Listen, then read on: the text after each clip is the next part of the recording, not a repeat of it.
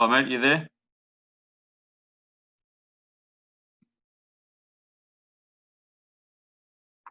Hey, Gavin. Yeah, all good. Can you hear me? Yeah, mate, all perfect. Yeah, Yeah. I'm just setting up a last couple of things. Awesome.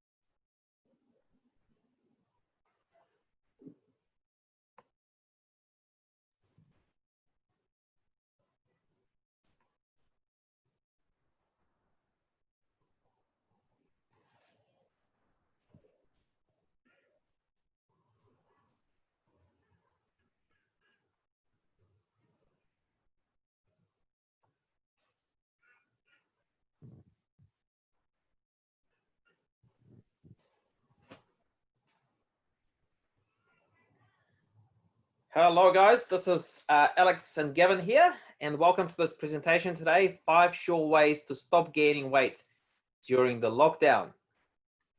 Could you please let me know if you can see the screen and you can hear me well? Just type in your name and say hello in the message box, please.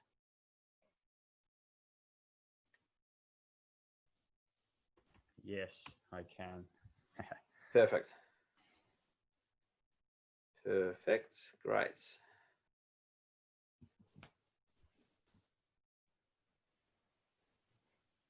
Welcome, Malcolm. And hi, Renee. Cool. Alrighty. So, might as well get started. So what actually led us to put together this webinar today? Now, to be honest, one of the main reasons is that following the last lockdown back in March and April, what actually came out of it is a lot of my patients have actually asked me, there's almost sort of complained like, I've actually gained a lot of weight. I think it lasted for about 7 weeks, the last lockdown. And because you can't move, well, you can, but it sort of disrupts your normal exercise routine. And so a lot of people found that they actually gained a lot of weight. So they were stuck at home for a long time. They ate more, they moved less, they couldn't go to the gym, so their normal exercise routines were affected. Some people, lost their jobs, or they were sort of about to lose their job. So, we know that stress causes a lot of people to eat more. Okay. So as a result, I think, I'm not sure exactly what the figures are, but, probably something like 80% of people actually gain significant amount of weight. So now that we've entered the second lockdown, we decided to put something together to help you guys avoid the same scenario as what took place, 3 months ago. Okay. So we're going to give you some really insightful information on how to control your weight during the lockdown. So I'll let Gavin introduce himself. Hello, guys. How you doing? So some of you know me, some of you don't. But basically, I'm going to give you a bit of an overview about myself and my experience and everything else, right? So first of all, my lot of our clients and Alex's physio clients have like joint problems and knee problems and things like that. And a lot of the time, it's a massive barrier to kind of exercise. They're not sure what to do. What they do hurts. So I just want to put it into perspective. Right? I've had 8 knee operations over the years. And that is my knee at the top right-hand corner, okay? So I'm still able to exercise, albeit I can't do what I used to do, but I do work around my joint pain. So all that's here to demonstrate is that you can actually get fit, healthy, strong, and lose weight, even with an injury, okay? And that is what Alex and I specialize in during the Growing Younger program. So the other thing was I was very, very overweight. So I was 20 kilos heavier than I am now. I've lost that weight and kept it off for the last 8 years. Now, what's special about that is that the stats are 95% of people that go on a diet generally fail, and they end up putting the weight back on and even getting bigger than they were before. So for me, I was able to keep my weight off for a long period of time. The way I did that was through sustainability, nothing extreme, and basically making sure my calorie balance in and out was correct, okay, which we'll go into in a minute. So apart from that, I'm a registered personal trainer. I'm under the governed by REPS, which is the governing body of personal trainers in New Zealand and throughout the world. I'm a certified nutrition coach, which means I don't generally give people nutrition programs to follow, but what I do is give you guidelines of how to eat properly, and lets you sort of develop your own journey, if you like, with the food you like. I'm a certified functional agent specialist, which means I've done extra certifications in helping people over the age of 45 get fit and strong, because the requirements are a little bit different. I've qualified in AUT, and I'm an online certified trainer, which means I've got the skills and tools to actually train people online remotely. So I don't actually need to see people to do this. It's pretty cool. Great. Thank you, Gavin.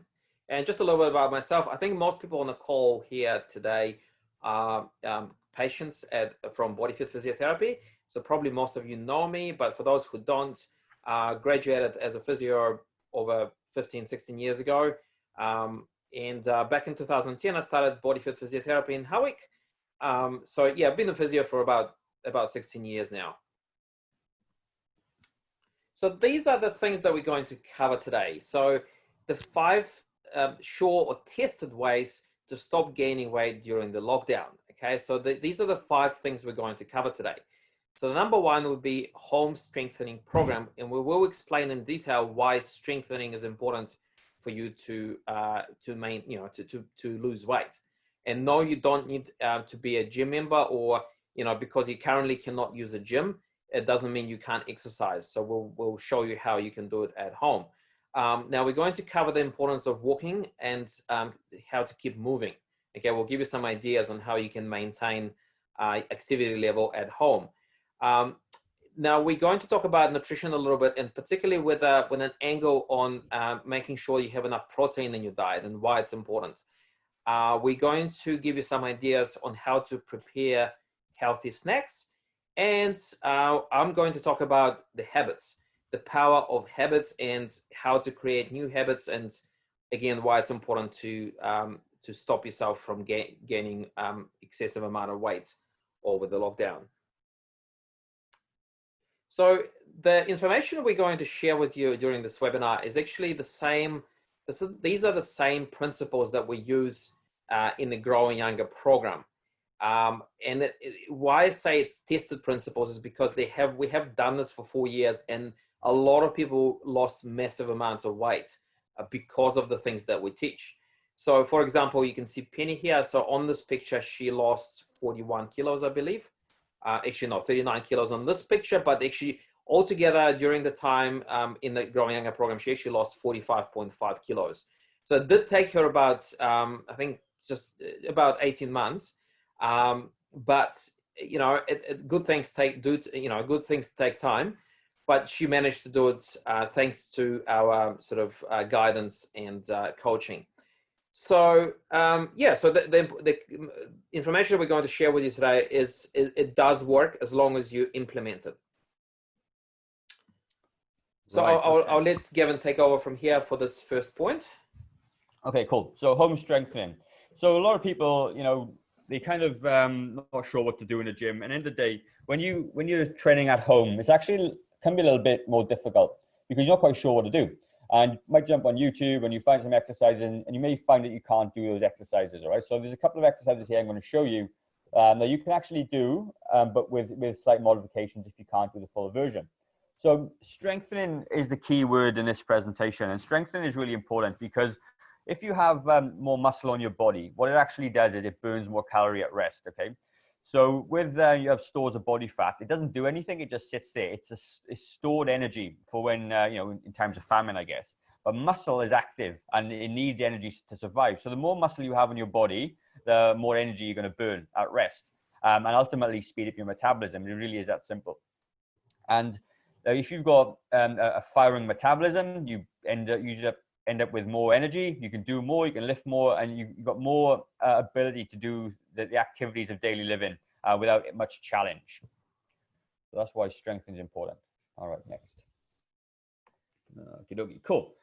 So what happens is, okay, when you, what we see with a lot of our clients are hitting that 45 and, you know, up to 80, is that they generally lose a lot of muscle mass because they don't do any activities, okay? They literally just, you know, go to work, they may do walking, they may, you know, go to the gym occasionally, but nothing is sustained, and they end up losing a lot of this muscle mass. And what that does is, if you look at this graph here, there's something called a disability threshold.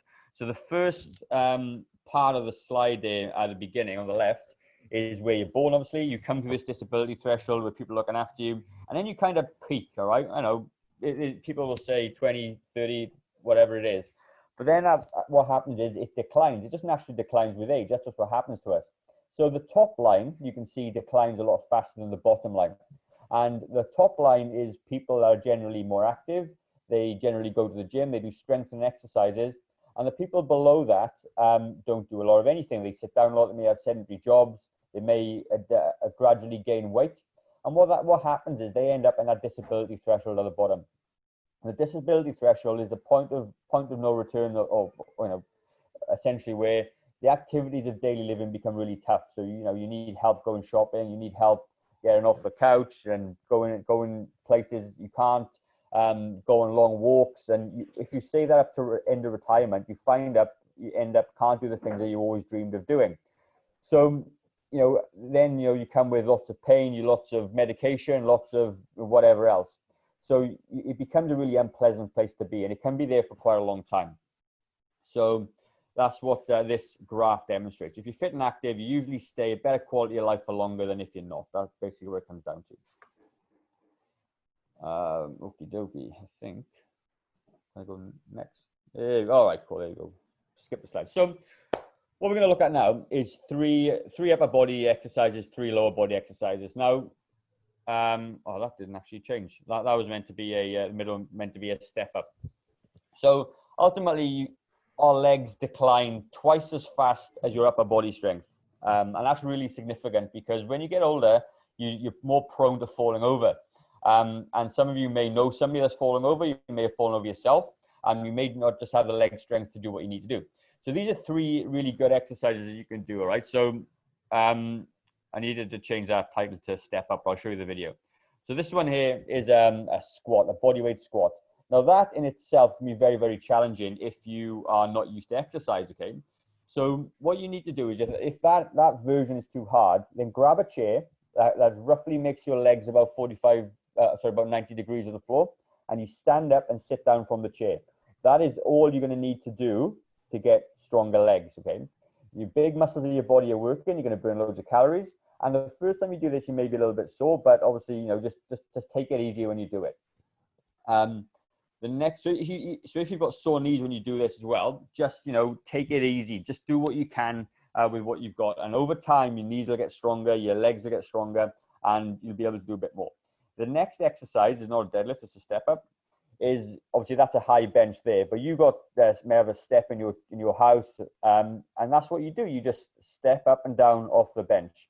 This is going to work a bit of balance. It's going to work a bit of your glute, which is your bum muscles. It's going to work your quads as well. Again, you're doing single leg stuff now, which basically means that, you know, if you've got a dominant side, you're now equaling up the sides of your body to get your legs nice and strong. And the last one we've got leads on to that glute exercise is just a simple hip back. So I'm using a 10-kilo plate in this video, but ultimately you just lay on the floor and you can dig your heels into the floor to engage your hamstrings and lift your hips off the floor as high as you can. And when you do this exercise, you're working the biggest muscles in the body, which are the glutes. And once they're strong, the rest of your body becomes strong because ultimately they're the least worked muscles in the body just because we spend a lot of time sitting down. So that's 3 really good exercises. So if you can't do one of these exercises, there are modifications that you can do, all right? And obviously we can't cover everything in this slide, but you can certainly ask us and we'll point you in the right direction. So upper body strength exercises. So one of the biggest problems we see is really poor posture and a lot of really weak backs, lower backs, upper backs. And these exercises are really important to strengthen up your whole body. So this one here, the first one's a bent over row. So you can support yourself on a couch or a stool, and you grab a weight in your hand, and that could just be a tin of beans for now. It doesn't need to be really heavy. And you just support yourself with the other hand, and you pull back, squeeze the shoulder blades together. And what it's going to do is going to activate those muscles in the upper back. It's going to activate your core muscles, and you're going to have a better posture and better upper body strength as a result of it. When you're at home, or even when you work out at home, people generally forget to work their back because it's more of a difficult exercise. But this is a really good way around that. The next one you've got is a lot of people always complain about lack of upper body strength, and this is a presser. So you may have a countertop in your house, a chair, a bench, or whatever, a wall even. You can even stand up to a wall and do this exercise.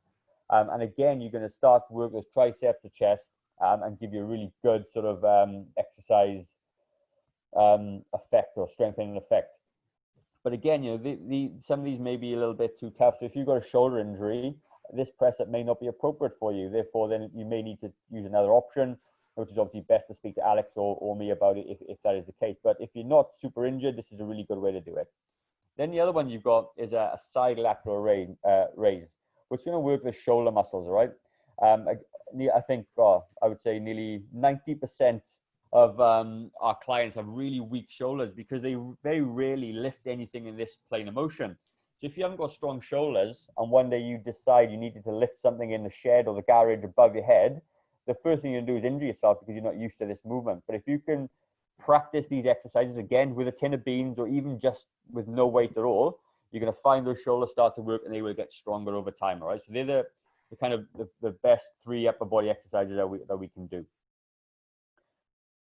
Over to you. All right. Yeah, cool. So the second point we're going to discuss today is the walking routine and how to keep moving.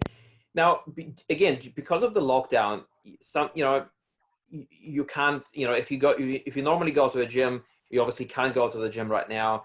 So walking is an extremely effective exercise to control your weight. Okay, and it's because the nature of walking, it's a low intensity exercise and it's a long duration exercise.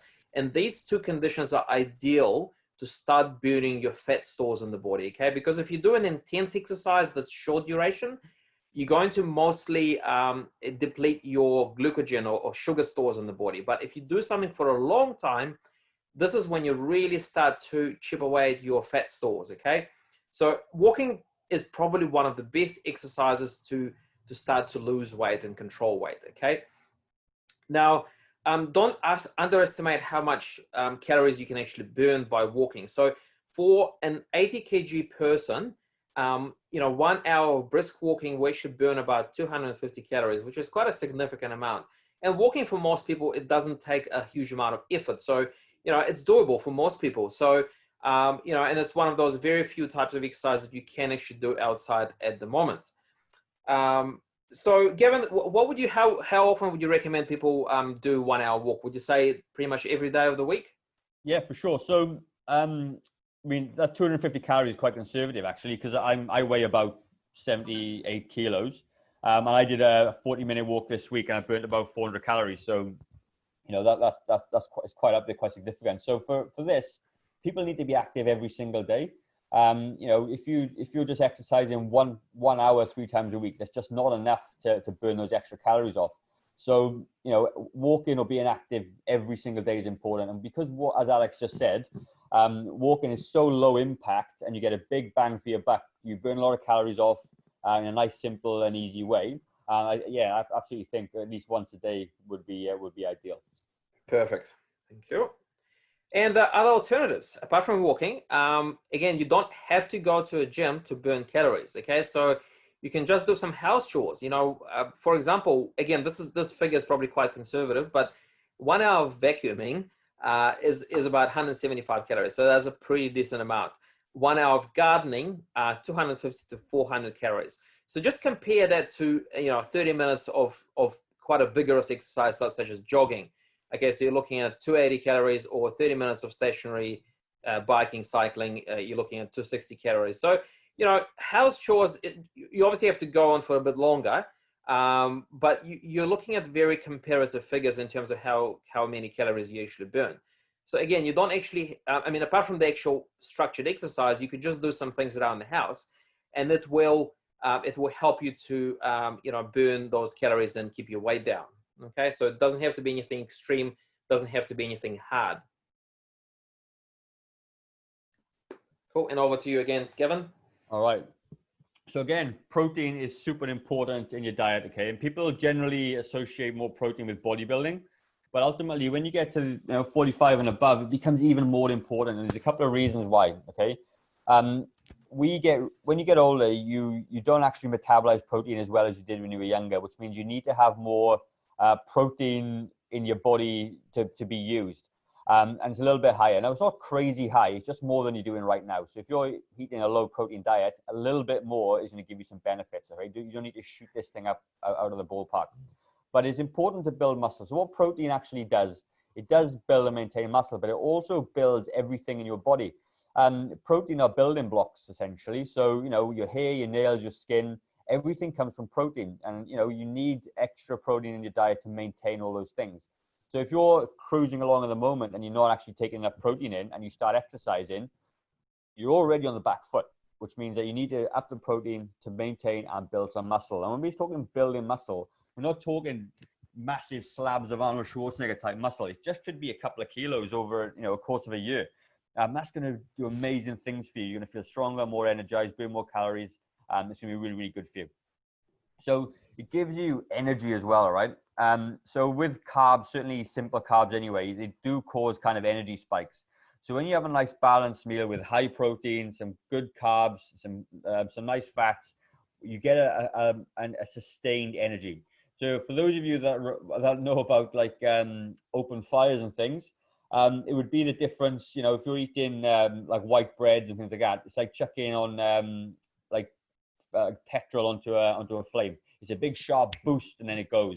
But the protein will be like a coal or some charcoal. It's slow burning. It lasts. It keeps you fuller for longer, and you're able to do more. All right. And again, the protein is harder for the body to digest. A bit like coal is hard for a fire to burn, and it's called the thermic effect of food. So what that means is that 30% of the calories from a protein source get used up in the digestion itself, whereas I think it's about 4 or 5% from carbohydrates. So your body is working harder to digest than it is when you're just having carbohydrates, which is a really, really good thing for you. So next one. Okay, cool. So this is kind of a complicated-ish graph, right? But what it's going to demonstrate is that if you see between these two green lines here, you've got healthy blood sugar levels. So you're going to have, peaks and troughs throughout the day, all right? But what happens is if you eat a really high sugary meal, you have a big spike in energy and sugar level. And then what happens is if it's not sustained, it completely drops. So you go through these blood ranges and you end up really in this sort of slump at the bottom. Those afternoon slumps that we all tend to get, we need a bit of a nap. That's kind of what's happening right there. And again, you can see that the kind of foods that cause this thing. So white bread, white rice, white pasta. And if you eat those on their own, they cause these peaks and troughs. It's quite unpleasant. But when you come into these other ones, these whole grains, the high with a bit more protein, a bit more fiber, you get this more sustained sort of energy level in there. And what means is that you eat on a regular basis. Every 3 to 4 hours is a really nice amount of time to sort of keep those blood sugars. And when you have those snacks and when you have those meals, they need to be balanced. You need to have a high protein, complex carbohydrates, and some fats. And you'll find that you've got loads of energy throughout the day. And again, we mentioned this thermic effect of food. The extra protein, the extra fiber as well as the same thermic effect helps you, burns more calories through digestion than just the simple white rices and white breads and stuff, which is really good to know. All right, so I added this slide after Alex and I spoke, but ultimately, this is a really good demonstration of why you need to exercise and strengthen your muscles and why you need protein to support that. So the top of this thing, this one up here, is a 40-year-old male triathlete on an MRI scan. Just a cross section of his upper thigh. So if you were to chop your leg down the middle and your upper thigh, this stuff here looks like a big slab of meat. Okay, this is the muscle, and the white stuff is the tissue, the fat tissue, right? So this is somebody with good strong legs, right? They obviously nice and strong. They got muscle in there. There's not much fat. So this middle person is a 74-year-old sedentary man, all right? So you can see the big slabs of fat all around his muscle, around the leg, and very small amounts of muscle. And even the fat has got into the muscle. So this person here probably finds it very tough to get up off the couch. You probably can't walk very far. And his quality of life is probably quite low. Now, this bottom one is a 70-year-old triathlete, okay? Very similar to the 40. He's got lean legs. He's got a lot of muscle mass, very low fat. So my question would be to you, who do you think has a better quality of life out of those two photos? Is it a 74-year-old sedentary man or a 74-year-old triathlete? You know, and you got to ask you, what would you prefer? And that is why strengthening and extra protein is so important. Now, you don't have to be like a 70-year-old triathlete. You could just be fit and active. And this fat will be a lot less here than it is now. And a little bit's going to be a lot better. So this is, the question you need to ask yourself, where would you prefer to be? And next question, how do you know you get enough protein? So you've got a hand, okay, hold it up in front of you. And if you can see that blue sort of circle is showing, that's a serving of protein for you. So if your husband or wife has got bigger or smaller hands than you, then they would have smaller or bigger pieces of protein. So at every meal, at least 3 times per day, breakfast, lunch, and dinner, you want to be having a palm-sized piece of protein with your meal, okay? So then what you're going to do, I'm going to show you how to build a meal now. It's not just about protein. You're going to have a big serving of vegetables, about a fist size. And a fist size of vegetables is going to provide you with a lot of fiber. It's going to help you feel fuller. It's more nutrient dense and less in calories. Then you're going to have a carbohydrate. So carbohydrates are good for you, but in moderation. So about a cupped hand. Okay, so if you were to hold your hand up in front of you, and you could fill up that little cup, that would be about your carbohydrate source. Then you 1 serving of fat. So if you were to build your meal like this on a daily basis, you would be streets ahead and a lot healthier than you are now. So sources of protein. So people get confused, okay? They'll go to the supermarket and they will buy high protein foods, and they're things like Greek yogurt and all those sorts of things. And they're really good. I'm not saying they're not, but they do have low amounts of protein compared to a piece of chicken breast or a piece of fish or a piece of beef. And if you're vegetarian, you'd be looking at lentils. You may be looking at eggs, edamame, those sorts of things. But ultimately, if it comes from an animal and the fat is trimmed off, that is going to be the best source of protein for you. And you get a lot of protein. You get about 24 grams of protein per 100 grams or whatever. And it's a really, really good way to do it. And that is it. That is simple. Do like what your granny used to say, you're eating 2 veg. If you do that, you're going to be way, way ahead, which is awesome. All right. Healthy snacks. Just for me again, I like to work on them. Yeah. So healthy snacks. So you kind of got to snack healthily, and not your cakes and your biscuits and your sweets. All right. Healthy snacks come in the form of things that the rule I like to use is a protein plus 1. So protein and plus 1 is either a carb or a fat. Okay. And the other rule is it must not be more than 200 calories. So if you can do that, you can have a really good snack. Things like mixed nuts. Now, they're only about 30 grams of nuts. It's not a massive bag of nuts, 30 grams of nuts, okay? That's going to give you the protein plus 1. Then you got Greek yogurt with berries. Really, really good Greek yogurt. It's a really good snack, about 200 calories. And it's going to, again, keep you fuller for younger. It tastes quite nice with berries. You get the antioxidants in the berries as well. And it's a really, really good snack. Apple slices and peanut butter. Again, if you're talking of nuts and nut butter, it's small amounts. It's about 15 to 20 grams of nut butter. Otherwise, your calories will be way out the window and you're not going to keep your weight on track.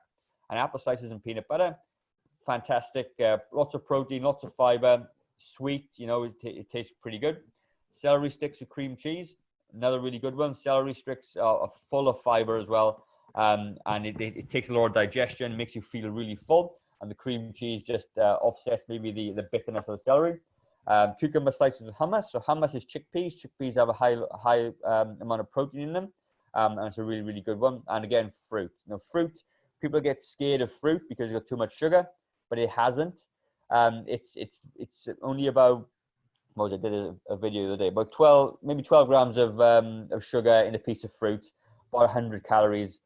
full of fiber again, keeps you full. I mean, you couldn't eat 5 bananas, but you could probably eat 5 biscuits, okay? So if you got the choice of one or the other, definitely stick with fruit. And don't get hungry is the key. Cool. And I'm just going to take over for a few minutes just to talk about preserving your old habits and create new ones. So what I actually mean by that is a lot of you guys probably do some form of exercise. You may be going to a gym. You might be attending a class such as, you know, some people go to CrossFit. Some people just go to a group class in their local gym.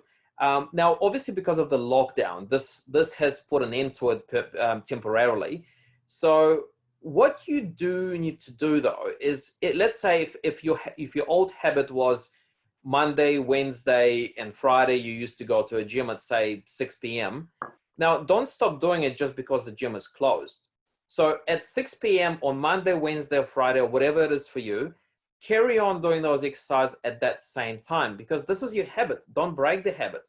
So instead of going to a gym, just follow the routine that Gavin has just outlined for you, okay? You can actually come up with your own exercises. But what I'm saying is don't give up just because you can't do exactly the same thing that you normally do. Come up with a different type of exercise and do it at those same times, same days, so that your habit carries on. Now, you know, the power of habits is it can be overestimated, because, you know, after research says that it takes between 3 weeks to 60 days to form a habit.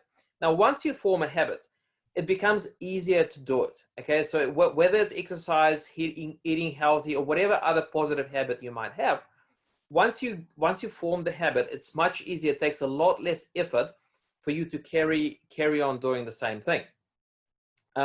So yeah, just basically carry on with your old routines. You know, even though it may actually mean that you have to change exactly what you do, the type of exercises you do. Now, one of my favorite sayings is small hinges swing big doors, okay? And I'm going to explain what I mean by that. So this is about forming new habits. And what I'm trying to demonstrate here is that, you know, your new habits, they don't have to be anything really hard or anything really complex.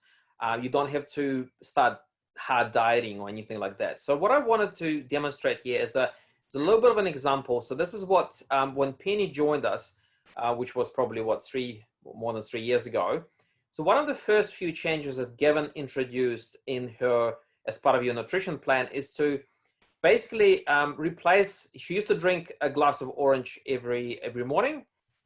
She just loved the taste of orange. So what Gavin did, he actually advised her to replace the glass of orange with a glass of water, so she still gets the same amount of water in her body, and also just a fruit and a piece of orange. So an orange contains about 45 calories. A glass of orange juice is 112 calories because it's so high in sugar. So you can still get, if you love oranges, you still get the taste of orange. You still get your fluid intake, but you get a lot less calories. Okay, so it's not hard to do this. It's not, you're still getting the food you love. You know, if you love the taste of orange, but you're getting so much less calories. Okay, so that's what I'm talking about, making small changes that actually produce a massive result. Okay, and you can look carefully at what you're eating, what you're doing, if you're exercising, and look for those little kind of high leverage changes that you can implement today that will actually give you a massive result further down the track. So yeah, it's definitely one of my favorite sayings: small hinges swing big doors. So look for those little things that produce a massive outcome. Cool. Now, so I think we've just gone over half an hour. So during this presentation, we've covered 5 short tested ways to stop gaining weight during the lockdown. So number 1 was home strengthening program, home strengthening workout without having to have access to gym equipment. We talked about the importance of walking daily, and also keep yourself moving by doing some house chores. Just don't sit on the couch binge watching television the whole day. Okay, that's probably one of the most important things. Make sure you have enough protein in your diet. Gavin covered that extensively. Make sure you've always got healthy snacks handy. Okay, so don't let yourself go hungry and then start eating all sorts of rubbish food. Okay, you got to have something healthy handy, so in case if you do get hungry, you can eat something healthy rather than unhealthy. Now, preserve good old habits. So continue to exercise at those same times as you did before the lockdown, and try to create new habits that are good for you. All right. Cool. Now, just one more thing I wanted to mention. We decided to put together something called the 21-day health transformation challenge. This is actually as part of our Growing Younger program that we run. So for 21 days, if you'd like to participate, it's absolutely free. So what you're going to get a home-based, it's a simple home-based program that we'll give you. We're going to set it up on an app for you, so you can you will see your exercises, you'll see the videos. So it's really easy to follow. We'll give you a nutritional plan as well, so we'll outline what you need to do to eat healthy and lose weight if you want to lose weight. And also we're going to provide accountability, and this is probably one of the most important things. So because so many people join the gym, a typical normal traditional gym, but because no one actually holds them accountable, they tend to go off the track really easy and they don't get their results. Now, with Growing Younger, what we do differently is we actually keep an eye on your progress. We make sure you stay on track, and if you start to go off the track, we kind of give you a little bit of a friendly nudge to go back on track. Okay, so that's why so many people actually succeed by going through the Growing Younger program. So this 21-day challenge will actually give you a really good taste of what we offer. And we've already done one of these challenges just over a month ago, and we had people lose anywhere between 1 kg to 6 kg in just those 3 weeks. Okay, so if you are interested, just email me at alex@growingyounger.co.nz.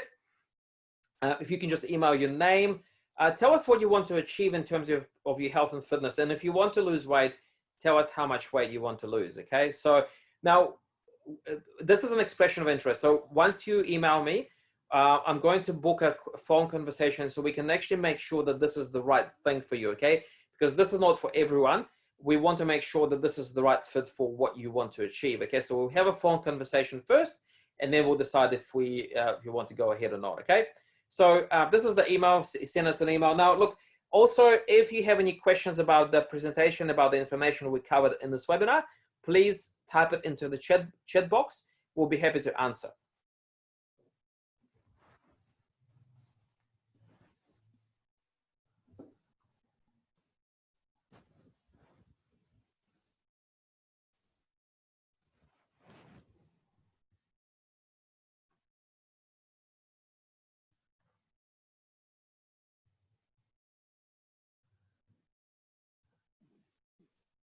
Okay, no questions so far. So, okay, well, we might just leave it at that today. So hopefully, oh, there's one message there. Thanks, Malcolm. Oh, great. Thanks, Malcolm. Cool. All right, we'll leave it at that today. And hopefully you enjoy the information we shared with you. And we'll speak to you the next time we run a webinar. Take care. You there, mate, or are you gone?